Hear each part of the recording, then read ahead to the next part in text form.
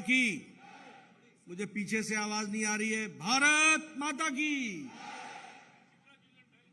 आज के इस विजय संकल्प यात्रा अभियान के शुरुआत में इस कार्यक्रम में मंच पर बैठे हम सब के बहुत ही आदरणीय और भारतीय जनता पार्टी के वरिष्ठ नेता,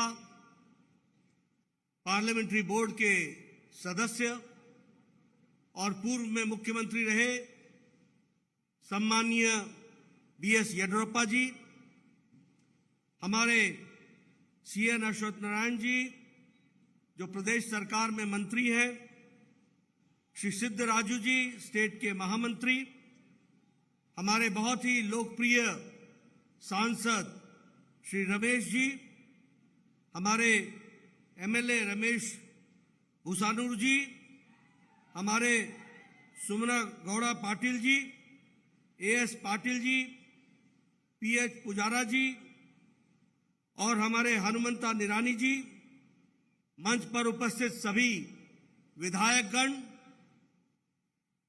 हमारे वरिष्ठ नेतागण और यहां इतनी बड़ी संख्या में एकत्र आए सम्मानीय देवियों और सज्जनों, मीडिया के मेरे साथी, प्रिंट मीडिया और इलेक्ट्रॉनिक मीडिया के मेरे साथी, आज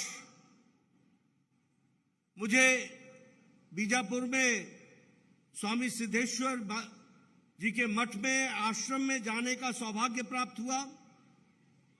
ऐसी पुण्य भूमि, ऐसी भक्ति से भरी भूमि, ऐसे भक्त जनों के साथ पवित्र भूमि, ऐसी भूमि को मैं सबसे पहले तो नमन करता हूं और आपसे आशीर्वाद लेकर के अपनी बात शुरू करता हूं। जो मैं यहां पर आप लोगों में उमंग देख रहा हूं, उत्साह देख रहा हूं, जो जिस बड़ी संख्या में आप आए हैं, वह साफ एक बात की तरफ इंगित करती है, वह साफ एक बात को बता रही है और वह यह बात है कि आप लोगों ने आने वाले समय में कर्नाटक में फिर से कमल खिलाने का निर्णय ले लिया है। यह स्पष्ट रूप में दिखता है और यह जो मूल मंत्र है हमारा, एक तरफ कांग्रेस पार्टी है जिसके बारे में अभी येडियुरप्पा जी ने बताया, money power, muscle power, leaderless party, dividing the society, creating animosity among the people, समाज में अराजकता का वातावरण बनाने का इनका इतिहास।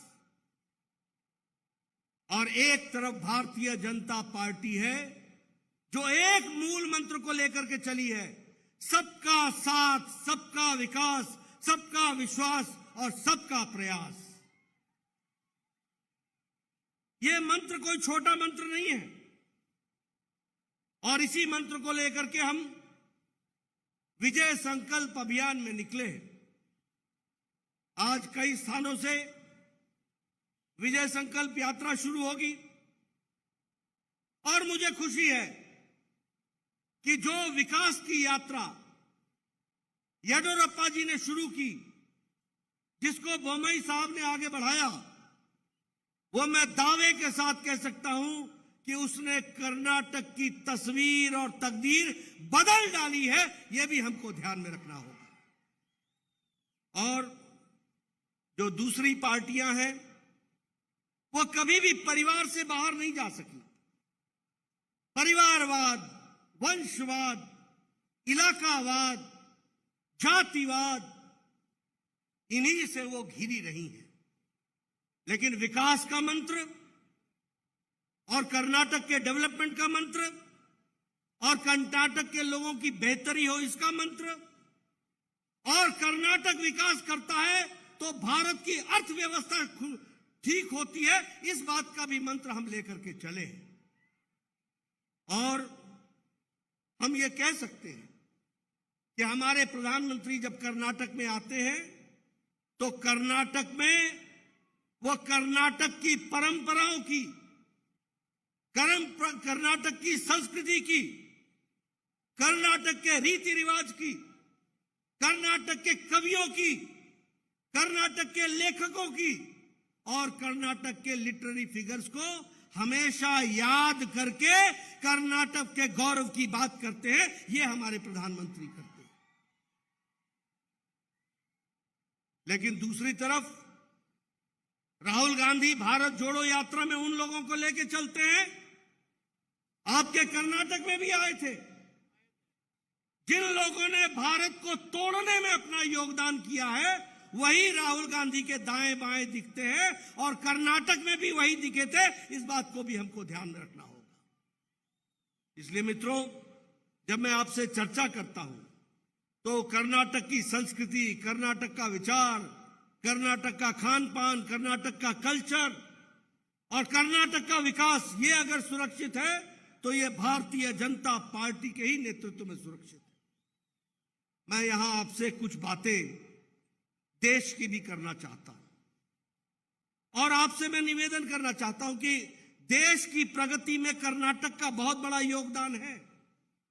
इसलिए कर्नाटक के लोगों के कंधों पर बहुत बड़ी जिम्मेवारी है। आज जब हम बात करते हैं डिजिटल इंडिया की, आज जब हम बात करते हैं इलेक्ट्रॉनिक डेवलपमेंट की, आज जब हम बात करते हैं इलेक्ट्रॉनिक गुड्स की, आज जब हम बात करते हैं इंडस्ट्रियलाइजेशन की, तो हम कर्नाटक के कंट्रीब्यूशन को कभी भूल नहीं सकते हैं। यह भी हमको याद रखना है। और जब मैं ये कह रहा हूं, आपको जानकर के खुशी होगी कि पिछले दिसंबर में यूपीआई का ट्रांजैक्शन 782 करोड़ ट्रांजैक्शंस हुए और 13 लाख करोड़ रुपए का ट्रांजैक्शन हुआ है। आपको जानकर के खुशी होगी कि यूपीआई के दुनिया में जितने ट्रांजैक्शंस हो रहे हैं, उसमें 40% ट्रांजैक्शन भारत के हो रहे हैं, भारत के लोग कर रहे हैं। ये हमको ध्यान रखना होगा। मैं ये बात आपको क्यों बता रहा हूं?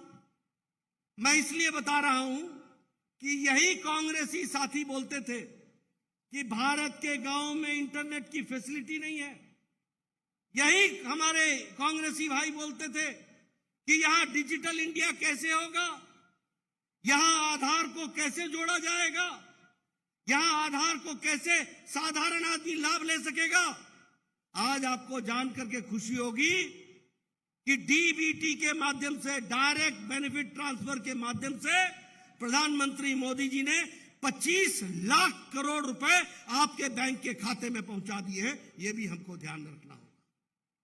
यह विकास की एक नई कहानी है। 2014 में ऑप्टिकल फाइबर 350 किलोमीटर बिछा था, सिर्फ 350 किलोमीटर ऑप्टिकल फाइबर।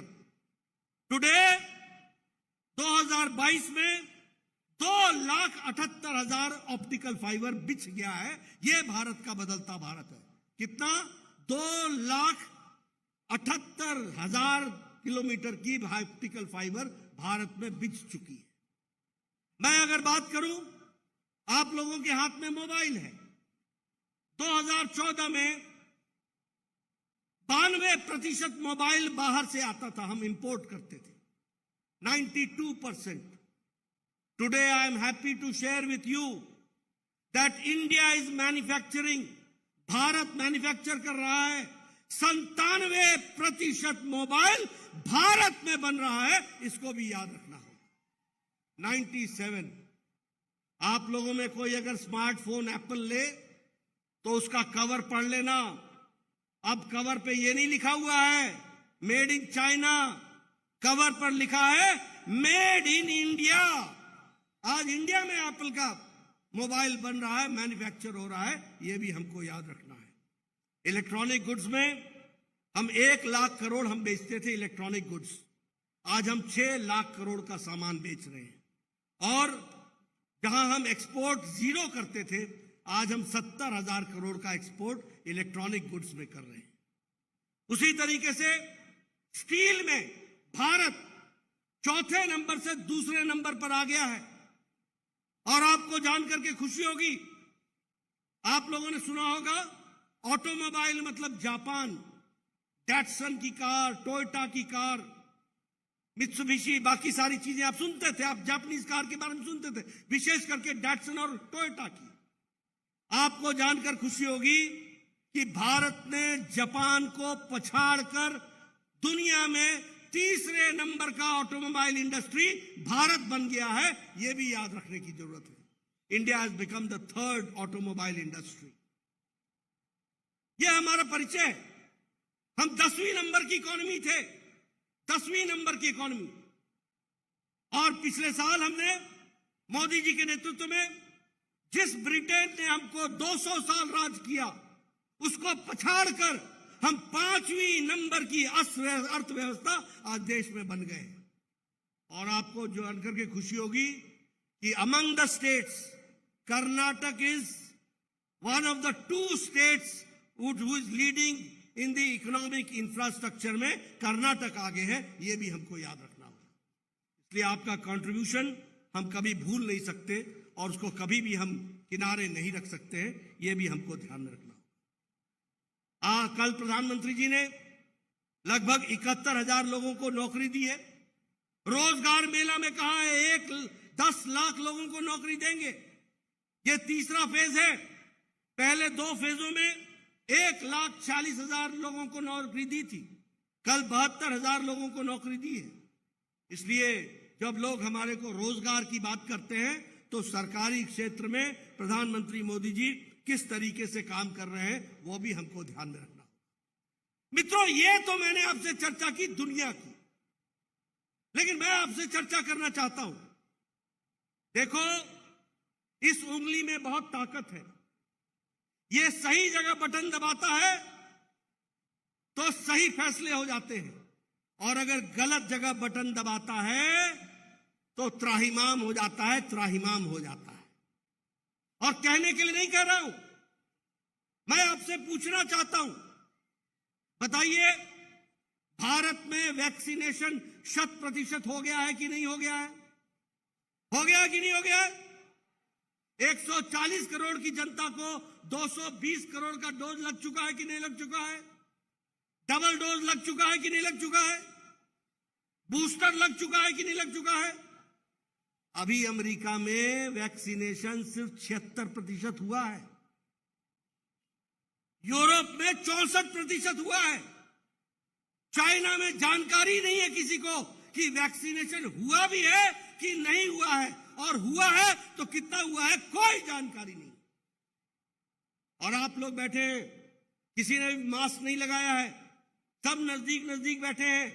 ये इसलिए बैठे हैं कि मोदी जी ने आपको सबको सुरक्षा चक्र दे रखा है, वैक्सीन लगा करके आपको सुरक्षा दे रखी है। यह भी आपको याद रखना होगा। India's largest and the fastest vaccination program और इंडिजिनस। और आपको जानकर खुशी होगी कि भारत ने हमारी वैक्सीन 100 देशों को भेजी है, 100 देशों को। और आपको यह भी जानकर खुशी होगी कि इस 100 देश में 50 देशों को मुफ्त में भेजी है, मुफ्त में उनको इलाज के लिए दिया है। इसलिए मैं बार बार बोलता हूं, अब भारत मांगने वाला नहीं है, अब भारत देने वाला है, दुनिया को दे रहा है। यह भारत का बदलता चित्र है। अब बताइए, कर्नाटक से भी बच्चे यूक्रेन में फंसे थे कि नहीं फंसे थे? फंसे थे कि नहीं? कौन सा प्रधानमंत्री या राष्ट्रपति है देश का जिसने अपने बच्चों को लाने के लिए प्रयास किया हो? कौन सा ऐसा राष्ट्रपति? अमेरिका ने कोशिश की क्या? ऑस्ट्रेलिया ने की क्या? यूरोप ने की क्या? पाकिस्तान ने की क्या?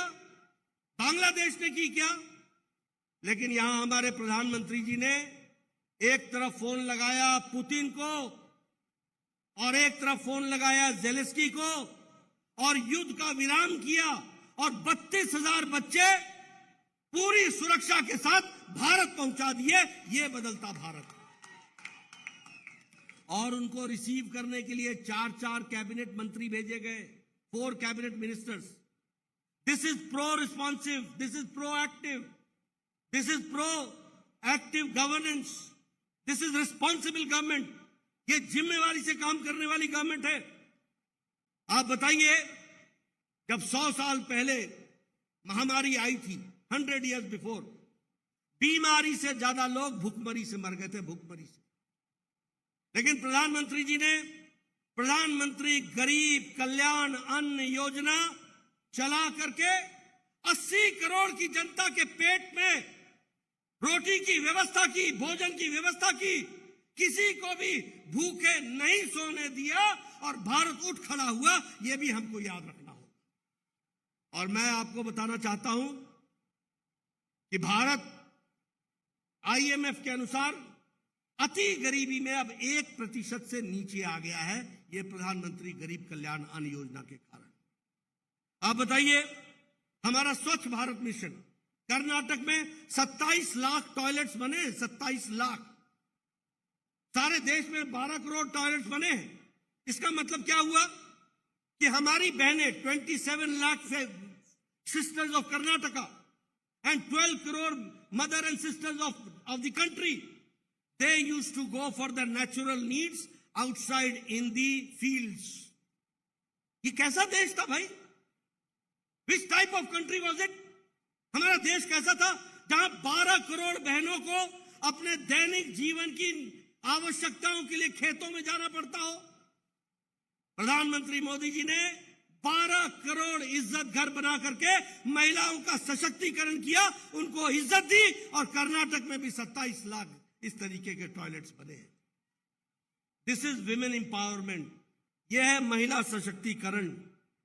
उसी तरीके से अगर मैं बात करूं प्रधानमंत्री आवास योजना, मैं बार बार लोगों को सुनाता हूं, बार बार। मैं 93 में I had become the MLA and I was the leader of the opposition in 93.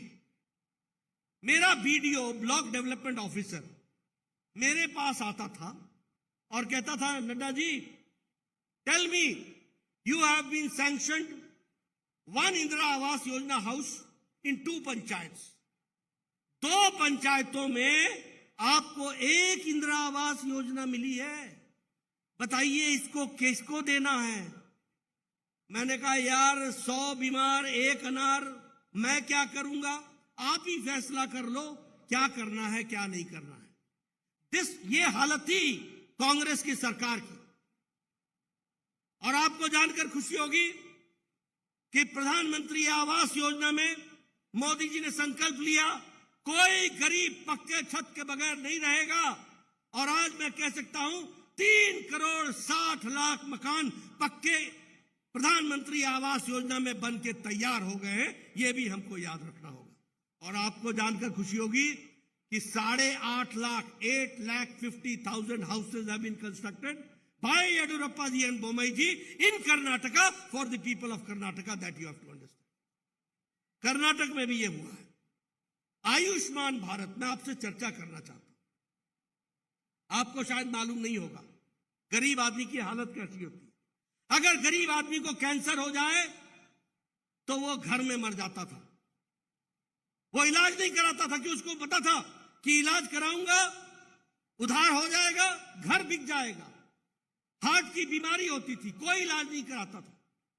और हमारे MLA प्रधानमंत्री और मुख्यमंत्री राहत कोष से पैसे मांगते थे, इसकी बाईपास करा दो, इसका ये करा दो, उसका वो करा दो। Today out of 140 crore people, 50 crore 40% of the Indian population, 50 crore को मोदी जी ने 5 लाख रुपए प्रति साल प्रति परिवार गंभीर बीमारियों से लड़ने के लिए इलाज के लिए व्यवस्था की है आयुष्मान भारत के तहत। 5 लाख हर साल। 2022-23 अभी नया बजट आएगा, 2023-24 अब नया 5 लाख मिल जाएगा। कितनों को? 50 करोड़ लोगों को। और यहां कर्नाटक में आपने और स्कीम भी चलाई है, क्या नाम है उसका? यशस्विनी। यशस्विनी एक स्कीम आपने भी चलाई है। जो आयुष्मान भारत से बच जाएगा वो यशस्विनी में आ जाएगा, कर्नाटक के लोगों का भला हो जाएगा। इस तरीके के काम को लेकर के चले। मैं आपसे पूछता हूं, मैं कांग्रेसियों का नाम नहीं लूंगा, लेकिन ये जितने पूर्व मुख्यमंत्री और वर्तमान और भावी मुख्यमंत्री कांग्रेस के बन रहे हैं, एक भी बता सकता है कोई योजना? एक भी योजना बता सकता है क्या किया उन्होंने कर्नाटक के लिए? मैं एक पर एक योजनाएं आपको गिना रहा हूं, मैं आपको बता रहा हूं कि किस तरीके से हमने विकास के लिए काम किया। प्रधानमंत्री किसान सम्मान निधि, आपको जानकर के खुशी होगी कि 60 लाख लोग किसान को कर्नाटक में हर चौथे महीने 2-2 हजार रुपए मिल रहा है, और बीजापुर में 2,50,000 2.5 लाख लोगों को 2-2 हजार रुपए किसान सम्मान निधि में मिल रहा है। गांव, गरीब, वंचित, पीड़ित, शोषित, दलित, महिला, युवा, किसी के लिए भी काम किया है तो वो भारतीय जनता पार्टी ने काम किया है। अगर मैं कर्नाटक की बात करूं, अभी 19 तारीख को 3 दिन पहले आदरणीय प्रधानमंत्री जी आए थे और उन्होंने 10,800 करोड़ का शिलान्यास कर्नाटक की धरती पर किया है। 10,800 करोड़ रुपए का। कभी कोई प्रधानमंत्री आया था? बताओ, आया था क्या? कभी आया? कभी पूछा? कभी पूछा किसी ने? यह परिस्थिति आकर के खड़ी है। आप बताइए, प्रधानमंत्री जी ने आपको, हमारे बेनिफिशियरीज को, लंबानी कम्युनिटी को, हमारे कालाबुर्गी में उनको 50,000 बेनिफिशियरीज को हकू पत्र दिया कि नहीं दिया? रमेश जी, दिया कि नहीं दिया हकू पत्र? कभी सोचा था? हम जनता के लिए काम करने वाले लोग हैं। मैं तब आपको गिना रहा हूं कर्नाटक की बात। आप बताइए, अभी foundation stone Yadgir multi village drinking water supply के लिए स्कीम के लिए जल जीवन मिशन में रखा कि नहीं रखा? हर दृष्टि से विकास कैसे हो सकता है, इसकी चिंता की गई है। आपने देखा होगा वंदे भारत ट्रेन, भारत में 400 ट्रेनें चलेंगी वंदे भारत की। और आपको मालूम होगा 11 नवंबर को केएसआर रेलवे स्टेशन बैंगलोर से ट्रेन जो चली थी मैसूर टू चेन्नई, यह अभी ट्रेन चल पड़ी है और इस तरीके से अभी 8 ट्रेनें चली हैं। 400 ट्रेनें भारत में वंदे भारत में चलेंगी। बदलती तस्वीर, और ये मॉडर्न भारत का नक्शा होगा, उसको भी आप याद रखिए। उसी तरीके से काशी दर्शन के लिए, अयोध्या दर्शन के लिए यहां से ट्रेन चल रही है। उसी तरीके से आप बताइए, टर्मिनल 2 बैंगलोर का केम्पागोड़ा, ये एयरपोर्ट का उद्घाटन प्रधानमंत्री जी ने किया कि नहीं किया? आप बताइए, नाथ प्रभु केम्पागोड़ा की तस्वीर 108 फीट की, उसका अनावरण किया कि नहीं किया? कभी किसी ने आकर के नाथ प्रभु केम्पागोड़ा को इज्जत देने का काम किसी प्रधानमंत्री ने किया था क्या? Has any prime minister done it? Has they ever thought about the people of Karnataka? कभी उन्होंने सोचा कि कर्नाटक के लोगों की चिंता होनी चाहिए, उनके लोगों की उन लोगों को आगे गौरव उनका दिखाना चाहिए, बढ़ाना चाहिए? ये काम किया है तो हमारे यशस्वी प्रधानमंत्री नरेंद्र मोदी जी ने किया। मैं मैंगलोर रिफाइनरी और पेट्रोकेमिकल्स के लिए वहां 1,830 करोड़ रुपए खर्च हो रहा है। हाईवेज पर 70,000 crore rupees is being spent. मैं अभी जब आ रहा था, कोई सड़क नहीं देख रहा हूं जो सिंगल लेन हो या डबल लेन हो। Every road is 4 lane. Am I right? क्या मैं सही बोल रहा हूं? हर सड़क 4 लेन हो गई है, और 4 से 6 होगी, 6 से 8 होगी, 8 से 12 होगी। यही विकास की कहानी, यह कमल का निशान कराने वाला है। इसको आप समझ करके चलिए, इसको आप याद करके चलिए। इसलिए मैं आपको ये सारी बातें बता रहा हूं। अभी डबल इंजन की सरकार की बात करें तो मैं ये कहूंगा कि लगभग 90% इन्वेस्टमेंट बेंगलोर और बियॉन्ड बेंगलोर हो रहा है। 90% investment is being done beyond Bangalore and in Bangalore, that we have to understand. मुझे अगर कर्नाटक की बात करनी है तो मैं 2 बातें करके अपनी बात समाप्त करूंगा। एक, ये जो मुख्यमंत्री रायता विद्या योजना है, निधि है, इसमें आपने गरीब किसानों के बच्चे की व्यवस्था की, आपने बुनकरों की व्यवस्था की, आपने मछुआरों की व्यवस्था की, मछली पालने वाले लोगों की बात की, जो मछली का व्यापार करते हैं उनके लिए बात की। इन गरीब लोगों को पढ़ने की व्यवस्था करने का आपने काम किया। और जो सबसे अच्छा आपने काम किया है वो है हमारे दलित भाइयों का रिजर्वेशन 15% से बढ़ा के 17% कर दिया। और